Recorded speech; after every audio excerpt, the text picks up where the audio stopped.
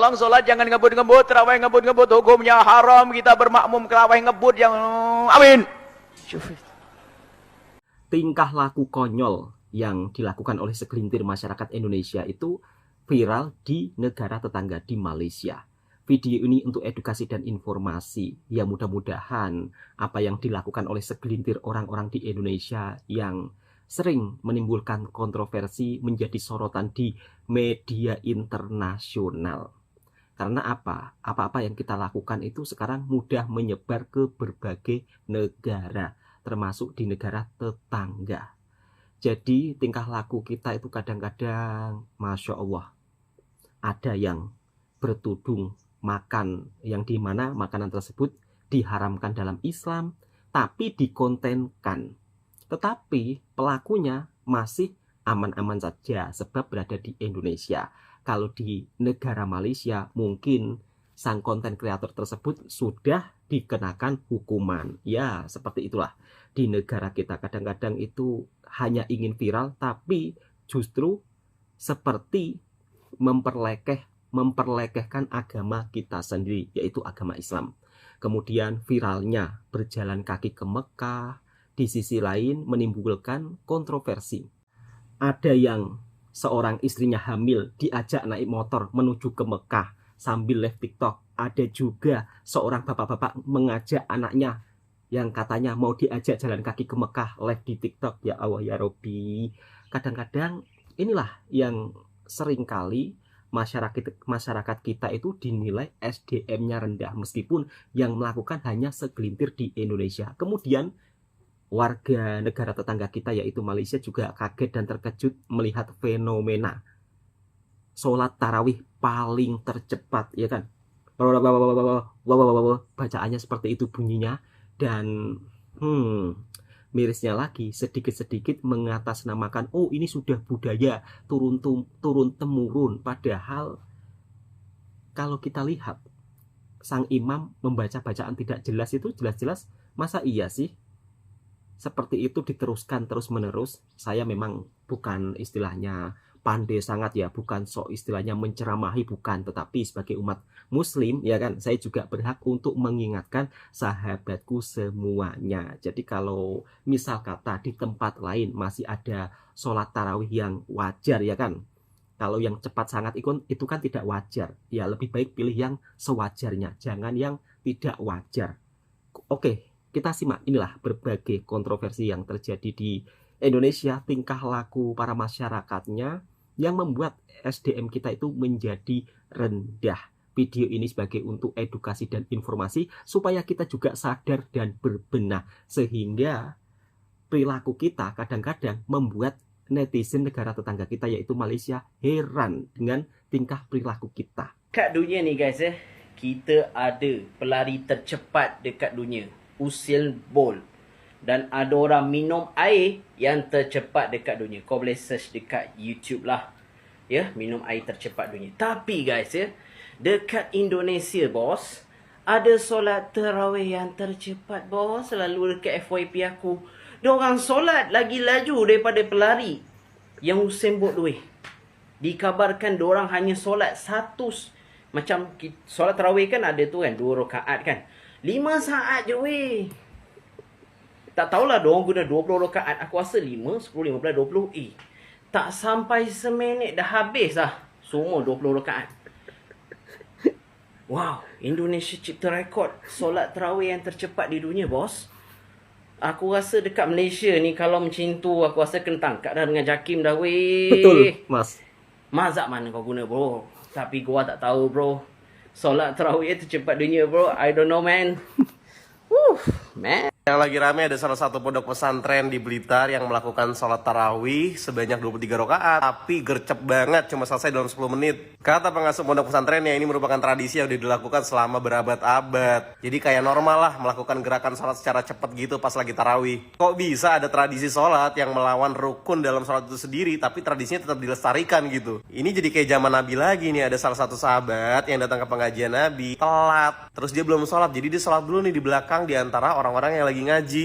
Tapi sholatnya terburu-buru. Jadi kata Nabi disuruh ulang lagi tuh sebanyak 3 kali. Tapi ternyata ya masih gitu-gitu aja sholatnya. Ternyata ya sahabat ini belum paham lah yang namanya tumanina dalam sholat. Alias harus tenang lah pokoknya dalam sholat tuh. Terus juga kata Abdullah bin Mas'ud radhiyallahu anhu, Nabi tuh melarang kita buat sholat kayak burung gagak yang lagi matuk makanannya. Alias jangan buru-buru lah. Jadi kalau ada salah satu pondok pesantren yang harusnya jadi contoh untuk masyarakat luas tapi melakukan tradisi yang berlawanan sama rukun dalam salat itu sendiri alias tumanina, itu harus dipertanyakan tuh kenapa tradisi kayak gitu terus dijaga gitu loh. Aku ya ulat.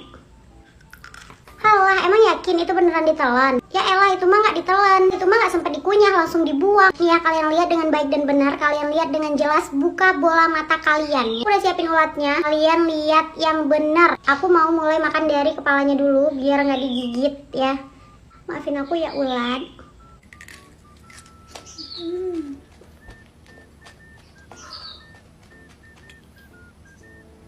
Niatnya ingin viral, tapi ini seperti memperlekeh agama kita. Bertudung, tapi ya Allah ya Rabbi, ini kalau di Malaysia udah kena tangkap ini Ini sisa kepalanya. Kalau di Malaysia ditangkap ini pasti. Habis ya, habis. Allahu Akbar, Allahu Akbar. Bismillahirrahmanirrahim.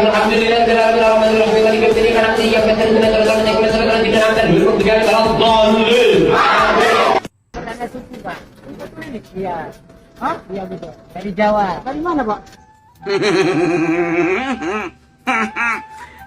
Namun ramai yang suruh Abang buat konten ni pasal pakcik dengan isteri dia yang sedang mengandung ni.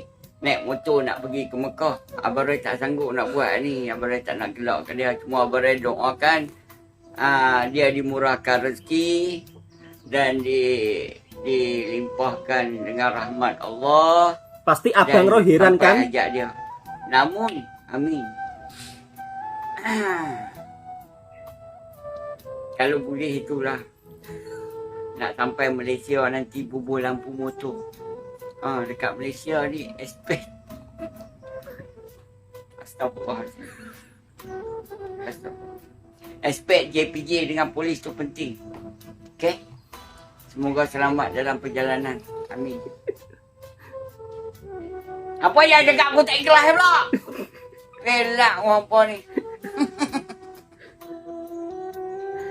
Dan di Malaysia itu juga ada GPJ teman-teman. Jadi nanti kalau sampai Malaysia, Mbak dan suaminya ini terus, aduh,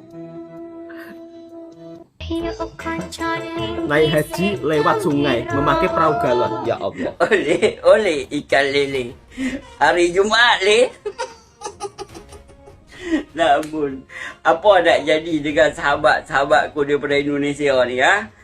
Pakak duk mula buat konten nak berjalan kaki pergi Mekah. Yang buat rakit nak pergi Mekah. Namun, lah ni bukan zaman Wali Songo bang. Kan? Zaman lah ni macam-macam. Tu yang jalan kaki daripada Indonesia tu nak pergi ke Mekah. Dia dah kontak dah penjalan kaki daripada Malaysia. Betul. Yang dua orang tu. Jalan mana mereka kena lalu. Ada dua negara ni mereka tak boleh lalu. Lepas pada Thailand, sepadan Laos dan Myanmar. Dua negara ni tak boleh lalu. Kalau hang lalu makan masa 2 tahun lebih. Silat-silat hang tak balik. Boleh kat pok-pok yang duduk lautan tu. Kan? Hang punya live dia tutup, dia tangkap hang tengok ini warga daripada Indonesia. Apa benda yang kita boleh jual. Banyak laku. Buah pinggang, jantung apa semua kan main. Namun, untuk orang Indonesia, hampa berakai lah. Otak hampa tu berakai, boleh fikir. Kalau ada orang jalan kaki, bagi logik akal. Sebab hak adik daripada Indonesia 2 orang ni, daripada kontak daripada Malaysia, mereka akan sampai kat Thailand dan mereka flight terus ke India. Tak mahu naik boat dulu tak ni kan. Jangan sampai kat Malaysia, hang berhenti kat Malaysia, hang pergi buat kerja kontrak, aku suruh Ustaz Sofian pergi cukup. Mesti tak ada pasport dia. Namun, hidup bukan mudah, hati berkeras jaga. Hang sampai Malaysia, hang tak mau pergi Mekah, hang duk kerja kontrak ke apa kat sini, aku bakal Ustaz Sofian hang mampu. Astagfirullahaladzim. Sahabat kita daripada Malaysia itu heran dengan perilaku orang di Indonesia. Kalau di Malaysia, kalau main-main bab soal agama, ya kan, misal kata agama kita dipermainkan, salah satunya ya kan, konon pergi ke Mekah, naik perahu rakit, jalan kaki, ya kan, bawa anak. Kalau di Malaysia, hal-hal seperti itu akan disiasat, bahkan akan ditangkap. Kemudian bertuduh tapi memakan makanan yang dilarang Islam, dikontenkan. Kalau di Malaysia langsung ditangkap, nggak ada ampun, karena sudah memperlekehkan Islam. Tapi di negara kita itu ya seperti itulah, lemahnya, ya kan, lemahnya begitu luar biasa, ya terbiar begitu saja, sehingga orang-orang kita itu kadang-kadang kalau membuat video itu ya sampai-sampai agama Islam dibuat mainan, karena tidak dijaga dengan sangat ketat ya kan aturannya, sehingga orang-orang ini sering berulang kali memperlekehkan agamanya sendiri. Ujung-ujungnya apa? Segelintir yang melakukan, nah yang imbasnya nama Indonesia pula yang kena. Dan teruntuk sahabat-sahabatku, stop untuk memperlekehkan agama kita sendiri. Jadi kalau kalian misal kata ingin viral lah dengan hal wajar, jangan sampai agama dibuat mainan. Saya sangat salut ya dengan aturan yang ada di Malaysia. Di Malaysia itu ada petugas yang dimana kalau ada orang yang memperlekehkan agama Islam itu segera ditangkap yuk. Segera ditangkap. Namanya itu Jakim ya. Jakim kalau tak silap. Jakim atau Jaim ya. Jadi banyaklah pejabat-pejabat seperti itu yang di Malaysia untuk menjaga Islam itu banyak. Jadi kalau ada yang main-main bab tentang Islam, maka akan ditangkap. Dan inilah yang terjadi di negara kita. Tetapi kalau di Malaysia pasti akan ditangkap dan ditindak tegas. Kita lanjut ke video berikutnya. Guys, kalian harus nonton video ini kalau kalian masih nggak percaya kalau Indonesia itu benar-benar sulit untuk jadi negara maju. Ya, gimana mau maju? Sebagian dari rakyat kita masih gampang banget buat dibodoh-bodohin gitu. Ada yang masih percaya dengan ilmu-ilmu palsu kayak gini, ada yang masih percaya sama air doa yang bisa ngasih keberkahan. Kemudian ada lagi nih yang ngaku-ngaku sebagai saudaranya seekor buaya, sampai-sampai tangannya diterkam sama buaya tersebut gitu. Dan yang lebih parah lagi nih, sekarang sudah banyak juga bertebaran nih video orang berangkat haji dengan cara-cara yang sangat tidak masuk akal gitu. Dengan memakai perahu galon lah, memakai sepeda lah, jalan kaki lah, dan masih banyak lagi lah gitu. Jadi gimana guys? Apakah negara kita bisa bersaing dengan negara lain dengan kelakuan-kelakuan rakyatnya yang kayak gini terus? Nah, gue bakal bahas tuntas semuanya di video kali ini. Tapi sebelum kita lanjut, buat kalian yang baru masuk, silahkan klik like, komen, dan subscribe channel ini agar kalian tidak ketinggalan info dan konten-konten menarik lainnya. Let's go! Jangan lupa subscribe video originalnya sahabatku semua daripada Mas Dodi Satya. SDM rendah di Indonesia. Jadi guys, kalau kita ngebahas tentang SDM Indo lagi nih, pasti banyak dari kalian yang sering mendengar kalimat tentang SDM rendah. Jadi kenapa ya Indonesia itu selalu disebut sebagai SDM rendah? Jadi, berdasarkan laporan Institute for Management Development atau IMD, pada tahun 2023 lalu sudah mencatat bahwa negara Swiss menjadi negara dengan daya saing talenta atau sumber daya manusia atau SDM paling tinggi di dunia. Pasalnya, negara tersebut berhasil meraih skor paling tinggi dengan skor 100 poin. Sedangkan negara Indonesia menempati peringkat 47 secara global. Indonesia mencatatkan skor daya saing SDM sebesar 51,13 poin pada tahun 2023 lalu. Jadi pertanyaannya sekarang adalah, kira-kira apa sih yang mempengaruhi kualitas SDM rendah di negara Indonesia? Penyebab SDM rendah di Indonesia kira-kira?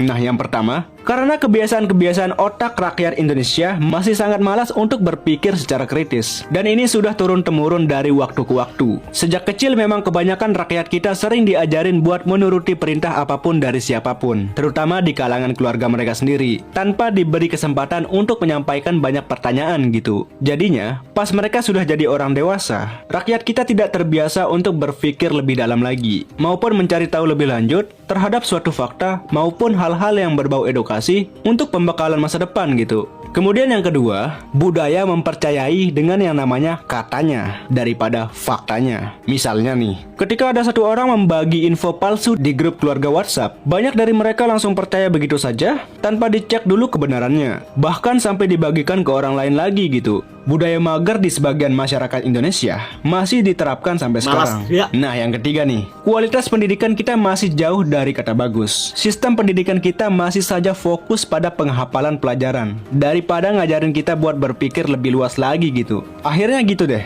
begitu dapat informasi baru yang beda dikit dari yang diajarin di sekolah, banyak dari mereka langsung bingung nih, karena mereka merasa harus menolak pengetahuan yang berbeda dan malah jadi makin gampang buat dibodoh-bodohin gitu. Dan ada lagi nih, sekarang sudah banyak beredar video guru-guru yang joget-joget nggak jelas, yang kelakuannya kayak kaum-kaum boti gitu. Lah ini kok pemerintah pada diem ya? Pantesan sekarang banyak anak-anak muda yang jadi boti gitu, karena banyak yang menormalkan hal ini, termasuk di kalangan guru itu sendiri. Jadi gimana mau maju nih, kalau di kalangan pendidikan aja masih ada yang kayak gini. Jadi nggak heran sih sekarang, kenapa orang-orang Wakanda itu gampang banget buat dibodohin sama siapapun gitu. Nah, mengenai soal pembodohan nih, gue nemuin nih yang menurut gue bisa menggambarkan suatu kebodohan yang terjadi di Wakanda saat ini, dan bahkan sudah tersebar luas secara terang-terangan gitu. Sekarang sudah banyak bertebaran video orang-orang adu ilmu dengan kekuatan yang palsu, yang bahkan tidak masuk akal sama sekali gitu. Padahal nih, gue pas kecil nggak gitu-gitu amat dah. Tapi mereka pikir mereka punya rasa enggan atau apalah gitu. Dan yang bikin gue makin heran lagi nih, kenapa hal pembodohan kayak gini tuh selalu ada pengikutnya gitu. Lalu ada lagi nih, sekarang banyak kita lihat orang-orang berangkat ke Mekah dengan cara yang aneh-aneh dan bahkan bikin malu umat muslim gitu. Ada yang berangkat ke Mekah pakai sepeda, ada yang katanya jalan kaki ke Mekah. Bahkan baru-baru ini, ada dua pemuda yang mau berangkat ke Mekah dengan menggunakan perahu galon yang bahkan tidak masuk akal sama sekali gitu. Ini sih kalau Samudra Hindia bisa ngomong, kayaknya sih mereka disuruh balik aja gitu. Kadang gue sendiri heran ya, tujuan mereka kayak gini tuh apa emang niat beneran atau cuma mau ngemis-ngemis di jalan sampai dibikin live di TikTok gitu. Kemudian ada lagi nih, video orang-orang yang sedang mengantri buat beli air mineral yang mereka sebut sebagai air doa, yang kata mereka sih bisa membawa keberkahan dan bahkan bisa menyembuhkan segala macam penyakit gitu. Lah, konsepnya gimana ya? Sekarang kok banyak yang masih gampang dibodohi sama orang yang jual-jual agama kayak gini gitu. Jadi si guru itu bacain air, nah airnya bisa jadi 10 juta tuh.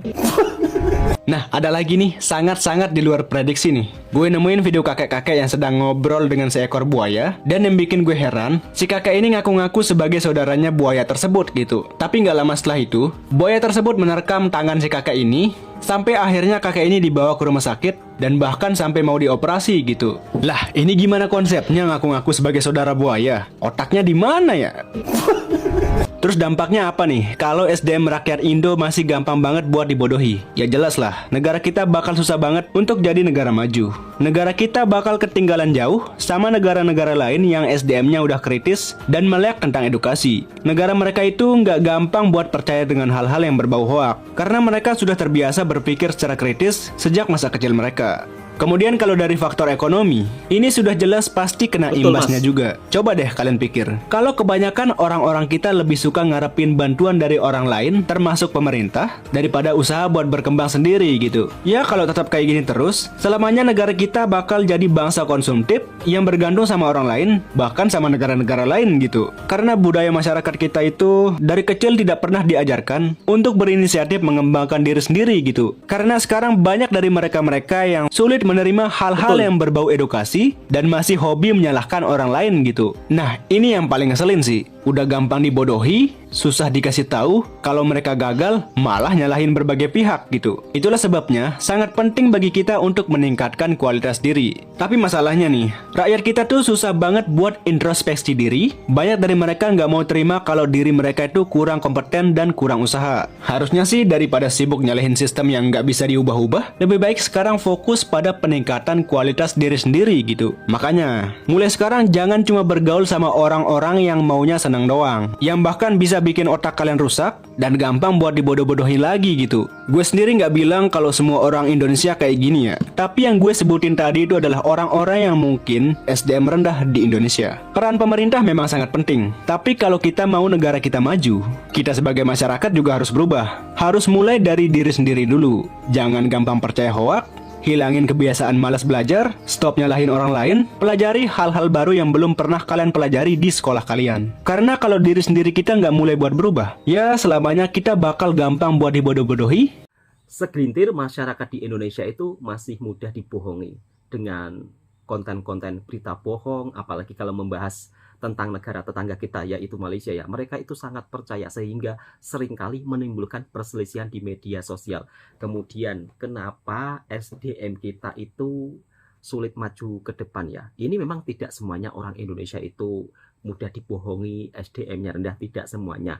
Tetapi segelintir ya kan, segelintir masyarakatnya ada juga yang SDM-nya rendah. Ya mohon maaf, contoh kecilnya masih percaya dengan istilahnya air keberkahan ya kan. Rame orang Indonesia itu percaya dengan adanya air keberkahan yang didoakan oleh seseorang, padahal keberkahan itu datang atau keberkahan itu ada pada diri kita sendiri. Kalau kita ya kan, kalau hidup kita ingin berkah, ya kita harus bekerja keras. Kemudian mungkin kalau kita sudah dapat hasil, bisa membuka lapangan pekerjaan untuk seseorang, itu kan sudah suatu keberkahan untuk diri kita sendiri. Bukan berharap pada air keberkahan atau orang lain. Kemudian dengan hal-hal yang sangat tidak masuk akal, istilahnya selalu mengatasnamakan agama. Contoh kecilnya, sekarang di Indonesia viral. Jalan kaki ke Mekah, dari yang tua sampai muda semuanya live TikTok. Konon katanya mau jalan kaki ke Mekah, padahal untuk sampai ke negara orang itu perlu persyaratan yang lengkap, tidak asal-asalan. Ya kan, bukan hanya sekedar oh jalan kaki nanti lewat negara orang tinggal jalan. Enggak seperti itu sahabatku semua. Jadi untuk sahabat-sahabatku yang mungkin saat ini jalan kaki ya kan, yang ikut-ikutan, lebih baik sudahi, stop. Malu dilihat sama negara tetangga lainnya, malu dilihat sama negara lain. Kok orang Indonesia sedikit-sedikit mengatasnamakan agama ya kan, dibuat live di TikTok, jalan kaki ke Mekah begitu. Kemudian percaya dengan ilmu kebal, kemudian percaya lagi jalan kaki naik perahu lah, naik apalah. Stoplah untuk mempermainkan agama kita. Itu kalau di negara tetangga di Malaysia, orang-orang seperti itu udah dikenakan hukuman itu. Karena mempermainkan agama Islam. Oke, saya rasa mudah-mudahan dengan adanya video ini kita juga harus berpikir kritis, berpikir secara kritis, kita juga harus bisa menjadi lebih baik, banyak belajar dan jangan mudah terpengaruh dengan konten-konten hoax ataupun dengan berdasarkan katanya, ya kan? Oke, cukup sekian. Mudah-mudahan video ini juga bisa memberikan informasi yang bermanfaat. Jika suka dengan videonya Bang Toha Reaction, silahkan tekan tombol merahnya, subscribe, like, komen, dan bagikan ke sahabat Anda semua. Katanya mau menuju emas 2045. Tapi kalau masyarakatnya masih berpikir kayak gini, ya sulit untuk maju ke hadapan.